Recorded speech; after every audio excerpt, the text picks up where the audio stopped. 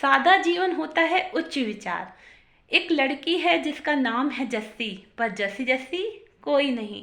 जी हाँ, आज जस्सी का नाम लेके मैं अपने ही विषय में कुछ कहना चाहूँगी। बचपन से सब मुझे जस्सी जस्सी करके चिढ़ाते थे, क्योंकि मैं एक लड़की होते हुए भी फैशन भारी आडंबर में बिल्कुल भी नहीं पड़ती थी। मेकअप वगैरह और लड़कियों जैसा कोई भी व्यवहार मेरे अंदर नहीं था।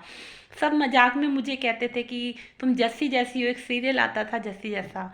मैंने अपनी लाइफ में बहुत ही स्ट्रगल देखे, और उन स्ट्रगल से निकलना ही एक आर्ट ऑफ लाइफ था मेरे लिए। कहते हैं ना कि struggles are the part of life, और उनसे बच के निकलना आर्ट ऑफ लाइफ। मेरी लाइफ में स्ट्रगल कम नहीं थे। मैंने अपनी लाइफ में बहुत ही कुछ स्ट्रगल देखा है। बचपन में मेरे पेरेंट्स कम उम्र में मेरी मैरिज कर देना चाहते थे, क्योंकि उनके पास एक बोझ था कि वो दो लड़कियां हैं, उनकी मैरिज कैसे की जाएगी। हम लोग एक मध्यम वर्गीय परिवार से थे।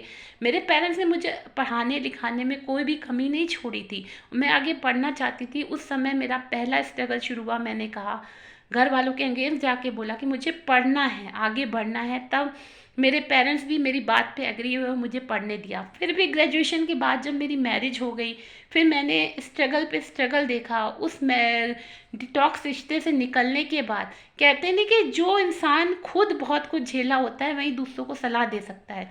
उस टॉक्सिक रिश्ते से निकलने के बाद, एक बच्चा होने के बाद, डोमेस्टिक वायलेंस वगैरह के शिकार होने के बाद, टॉक्सिक रिश्ते से निकलने के बाद मैंने अपने लिए लॉ एक फील्ड पकड़ी, और उसमें एजुकेशन में मैंने लॉ कंप्लीट करने के बाद आज मैं एक मोटिवेशनल स्पीकर हूँ। दूसरों को मोटिवेटेड करती हूँ और अपनी लाइफ में खुश हूँ। मेरा लाइफ बिगिन एट हैप्पी करके 40 लाइफ बिगिन एट 40 करके बहुत ही अच्छा सा चैनल है, बी पॉजिटिव करके।